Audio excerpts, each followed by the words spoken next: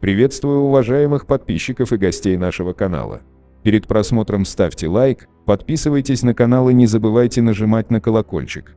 Суд Грузии принял решение депортировать в Россию 34-летнего Алексея Ленивцева по кличке Кос, главного сутенера Иркутска, который устроил настоящий передел в криминальном мире города, попытавшись захватить власть.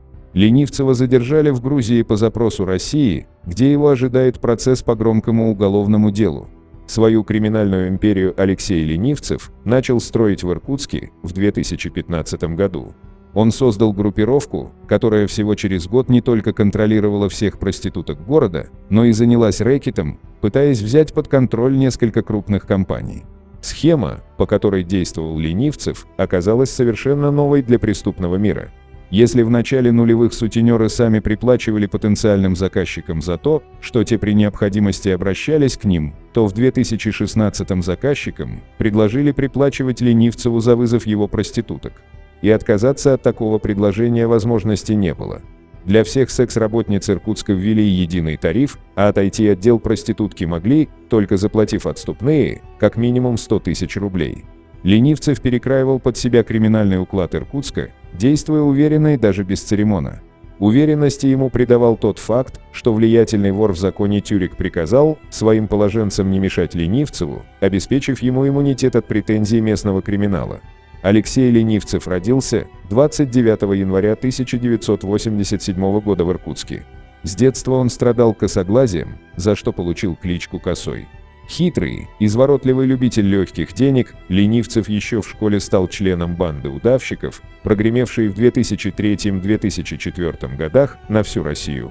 Бандиты действовали по одной схеме. 2-3 молодых человека, не вызывавших подозрений, ловили попутку. В дороге тот, кто сидел сзади, накидывал на шею водителя удавку.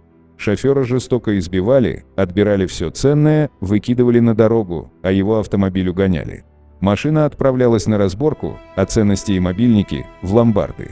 За 7 месяцев бандиты совершили около 30 нападений. В начале 2004 года таксисты и частные извозчики открыто возмутились этим беспределом и потребовали, чтобы власти немедленно приняли меры. В апреле того же года удавщиков задержали в ходе спецоперации «Форсаж». В августе 2005 года 18 членов банды получили серьезные сроки. Ленивцев, которому на момент задержания было всего 17 лет, за участие в 2 доказанных нападениях на водителей, получил относительно небольшой срок, который отбывал в исправительной колонии номер 4 в поселке Плишкино. Там он сразу же вступил в секцию дисциплины и порядка, став, по выражению блатных сидельцев, краснопером, добровольным помощником администрации колонии.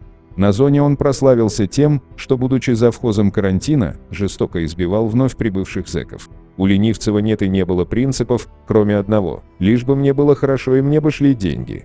Он по всем параметрам мог тогда или встать на путь исправления, или примкнуть к блатным и даже стать смотрящим. Но и то, и другое требовало определенных лишений, а к ним Алексей готов не был. Еще в СИЗО Ленивцев познакомился с братьями-близнецами Антоном и Максимом Фединами, по меркам преступного мира, беспредельщиками. Освободившись в конце 2011 года по УДО, Ленивцев на свободе нашел Фединых, главарей ОПГ «Близнецы», и примкнул к их группировке.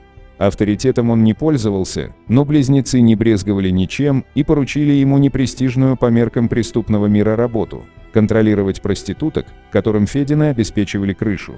В 2015-2016 годах Ленивцев отвечал за работу водителей, развозивших проституток по вызовам, и хорошо изучил этот бизнес. Летом 2016 года ОПГ «Близнецы» была разгромлена сотрудниками Федеральной службы безопасности России. Антон Федин за пропаганду терроризма, незаконный оборот наркотиков и оружия был осужден на 21 год лишения свободы. Его брат Максим до сих пор находится в федеральном розыске. Сроки получили все приближенные Фединых, кроме Ленивцева. Да и его сутенерское подразделение в составе ОПГ «Близнецы» по странному стечению обстоятельств не пострадало. Это вызывало вопросы, тем более что в процессе Фединых важную роль сыграл засекреченный свидетель, который очень много знал о братьях. Еще будучи участником ОПГ «Близнецы», Ленивцев сошелся с ранее судимой Аленой Борисовой, владелицей фирмы по оказанию интим-услуг, подконтрольной братьям Фединым. Борисова прославилась тем, что сумела за несколько минут украсть у бизнесмена из Израиля $1 миллион. Параллельно с Борисовой Ленивцев состоял в отношениях с Юлией Лоскутниковой, также занимавшейся сутенерством. У Лоскутниковой была своя фирма интим-услуг, несколько квартир и большой доход. Обе женщины друг о друге знают, обе фактически конкурентки в секс-бизнесе. И на двоих один мужчина.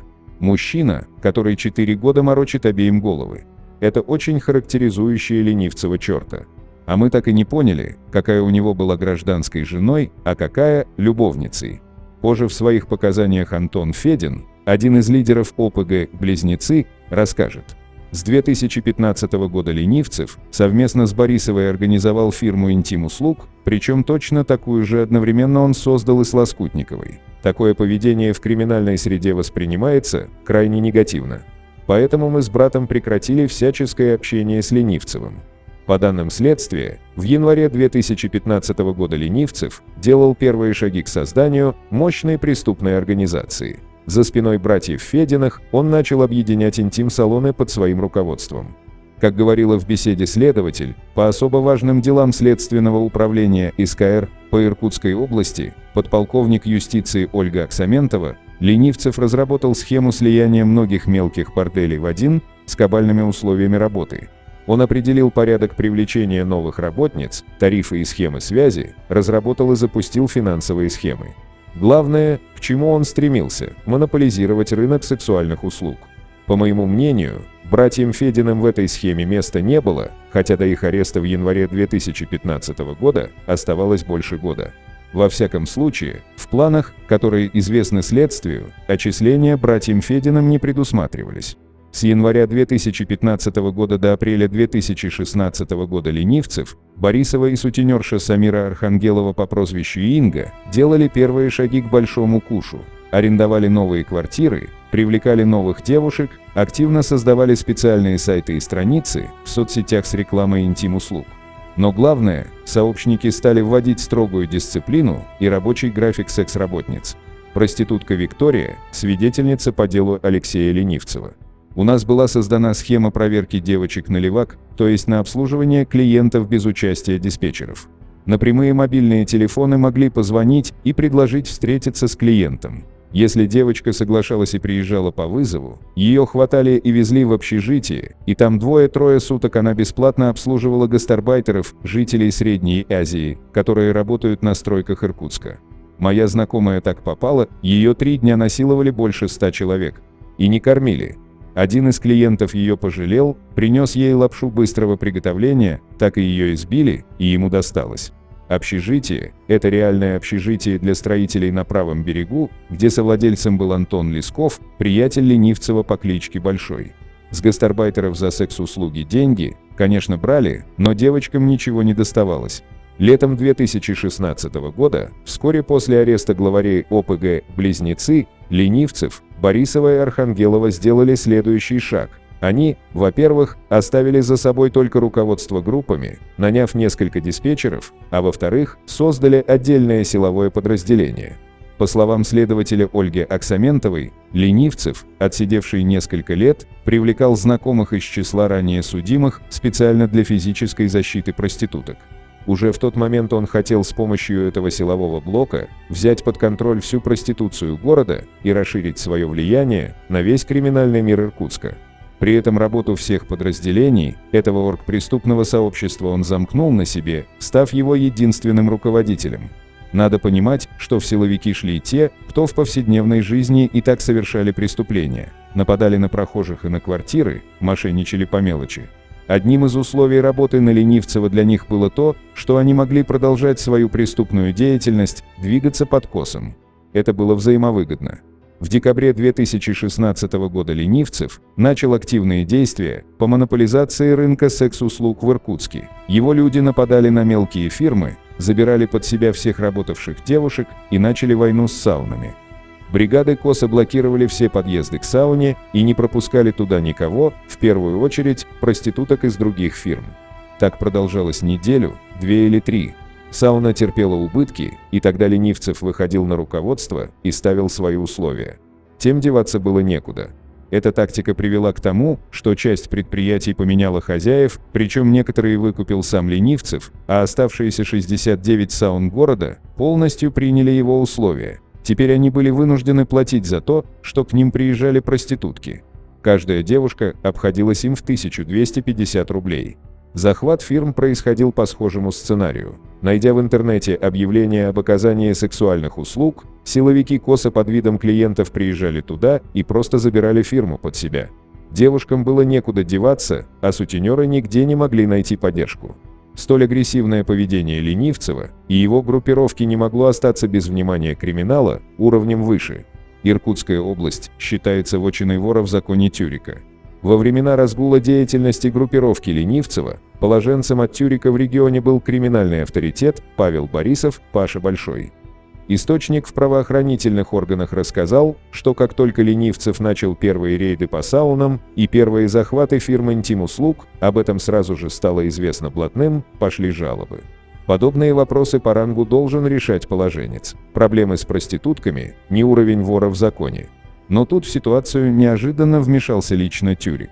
По оперативным данным, в начале 2017 года вор в законе позвонил Паше Большому специально для того, чтобы сказать: «Кос занимается проститутками, не трогай его». Тем самым Тюрик фактически выписал индульгенцию Ленивцеву. Примечательно, что ни по оперативным данным, ни по анализу финансовых потоков Ленивцева нигде не зафиксированы его отчисления в воровской общак. Поведение Тюрика пока объяснения не имеет. Сейчас уже установлено, Ленивцев фактически платил 100 тысяч рублей в месяц так называемой чеченской ОПГ. Это странно, поскольку чеченские бандиты в Иркутске не имеют серьезного авторитета. Как бы то ни было, повлиять на деятельность Ленивцева преступный мир не мог, и он спокойно захватил весь рынок сексуальных услуг в Иркутске. В начале 2019 года это было 140 сутенеров, около 1500 проституток и 69 городских саун. С тех пор секс-экономика в Иркутске выглядела так. Минимальная стоимость интим-услуг в городе составляла 1500 рублей за час для девушек, работавших на улице, и 2500 в притоне. Из этой суммы половину отдавали проституткам, оставшееся шло Ленивцеву. Вызов секс-работниц в сауну стоил 5000 рублей минимум. Половина доставалась девушке, половина – сауне, но сауна половину своих перечисляла Ленивцеву. Таким образом он получал деньги из проституток и с тех, кто предоставлял им рабочую площадку. Все эти годы соучастники активно искали новых секс-работниц. Схема была одна – проституток завлекали обещанием стабильного заработка, регулярными доходами и одновременно гарантировали личную безопасность. Мол, у нас есть специальное силовое подразделение, которое вас защитит. Но на деле, как говорит в беседе подполковник юстиции Ольга Аксаментова, участники группировки, якобы отвечавшие за защиту работниц, в первую очередь занимались насильным удержанием девушек. Как только одна из них хотела выйти из бизнеса, с нее начинали требовать неустойку в размере 80-100 тысяч рублей единоразовым платежом. Выплатить такие деньги никто из секс-работниц не мог, и тогда в ход шло избиение и запугивание. Одну из потерпевших жестоко избили автомобильной антенной и солдатским ремнем с массивной пряжкой. Девушек запугивали, обещая заразить ВИЧ-инфекцией. Всем проституткам главари группировки Ленивцева говорили, что в правоохранительные органы обращаться нет смысла. А сама группировка между тем сосредоточила всю проституцию Иркутска в одних руках. Поражает динамика. Если в начале 2014 года в городе было примерно 40 фирм секс-услуг и примерно 30 саун, то к концу 2018 уже 140 фирм и 69 саун. В каждой фирме трудились 8-10 девушек. За смену каждая девушка обслуживала от 3 до 10 клиентов. Понедельник был китайским днем. В это время в Иркутск на автобусах приезжали туристы из Поднебесной, и почти каждый мужчина хотел провести время с местной женщиной. Тогда одна секс-работница могла обслужить до 20 человек. Если провести несложные подсчеты, окажется, что объем рынка сексуальных услуг Иркутска, города с населением в 700 тысяч человек, составляет как минимум 5,6 миллиарда рублей в год. Главный сутенер Иркутска Алексей Ленивцев строго следил за конспирацией. Всем участникам своего оргпреступного сообщества он запретил пользоваться мобильной связью, только интернет-телефонией. Кос надеялся, что таким образом избежит прослушки правоохранительных органов. Но в конце 2018 года оперативники ФСБ с поличным задержали начальника уголовного розыска одного из отделов полиции, тот за 1 000 000 рублей передавал служебную информацию Ленивцеву. Офицера уволили и отправили в колонию за мошенничество. Но группировку Коса сгубило даже не это. С начала 2018 года силовые подразделения Ленивцева стали заниматься откровенным рэкетом, вытесняя старые преступные группировки и занимая их место. Как говорит оперуполномоченный ОБОП Игорь Иванов, в полицию в это время стала поступать тревожная информация. Якобы Кос приказал всем работающим у него водителям и силовикам официально приобрести оружие ограниченного поражения. К тому времени численность мужчин, причастных к его ОПС, уже достигла 150 человек.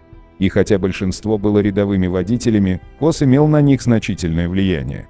Ленивцеву придавал уверенности тот факт, что он действовал с молчаливого согласия положенца Паши Большого, а многие лидеры преступной среды не хотели связываться с главным сутенером Иркутска. В итоге Кос почувствовал себя очень важным и очень хитрым человеком, решив, что доказать его вину не смогут. Правда, примерно за месяц до первых задержаний по его делу Кос узнал, что попал в поле зрения полиции и сотрудников СКР и стал давать инструкции подчиненным, что именно говорить на допросах. А в конце февраля 2019 года вместе с одной из подруг, Юлией Лоскутниковой, вылетел в Таиланд якобы на отдых. Несколько дней спустя, 2 марта 2019 года, сотрудники регионального управления МВД России провели масштабную операцию. Все участники оргпреступного сообщества главного сутенера Иркутска были задержаны. Как говорит следователь Ольга Аксаментова, после этого было возбуждено уголовное дело о руководстве и участии в ОПС. Все формальные признаки были налицо, и во всех показаниях четко прослеживалось стремление лидера преступного сообщества к криминальной власти. В ходе следствия были выявлены 2 факта вовлечения в занятие проституцией несовершеннолетних. Девочек, которым не было еще 18 лет, соблазнили легким заработком и нещадно эксплуатировали. Удивительно, но показания отказалась давать только Алена Борисова, рыжая, гражданская жена Коса. Причем отказалась она даже несмотря на то, что сбежал ее возлюбленный не с ней, а с ее подругой-конкуренткой. Очень быстро Ленивцев понял, что обвинения в его адрес серьезны, а поддержки искать не у кого. В преступном мире быстро узнали, что в воровской общак Ленивцев деньги не отчислял, зато платил этнической ОПГ. В итоге криминал отвернулся от него. Тем временем Кос вместе с Юлией Лоскутниковой пытался менять страны, но, оставшись без регулярного источника доходов, вынужден был экономить. Приехав весной 2020 года в Грузию, Ленивцев оказался заперт в стране из-за пандемии COVID-19. По запросу России его задержали 11 января 2021 года. В апреле суд Тбилиси удовлетворил ходатайство о выдаче на родину одного из самых влиятельных преступников Прибайкалья.